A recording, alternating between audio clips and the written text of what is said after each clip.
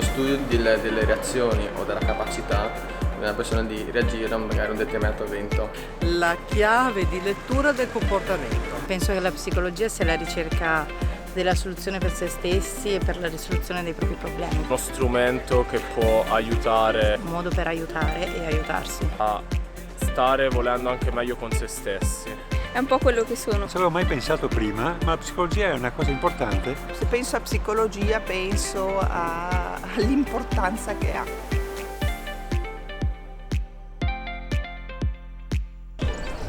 No, non lo so. Non ne ho la più pallida idea. Freud? Freud. Sigmund Freud. Freud. Wundt? In teoria la psicologia è nata a Lipsia nella seconda metà dell'Ottocento. Sinceramente non... Freud e... Adler, Jung e Non lo so. Freud, Jung, ma psichiatri forse. Freud, Skinner, Dewey. Pavlov, Skinner e Ellis. Melanie Klein? Piaget, Anna Freud? Pavlov o Bandura. Non lo so. proprio guarda, zero.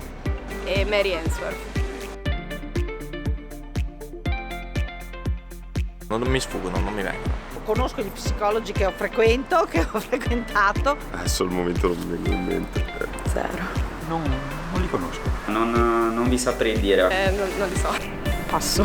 Mi viene in mente uno psichiatra. Sbaglio dicendo Crepè, però mi viene in mente lui anche se è uno psichiatra. Psicologi conosco l'Andreoli. Seguo Luca Angeli. Recalcati. Poi il Matteo Lancini. Beck, Linehan, Van der Kolk.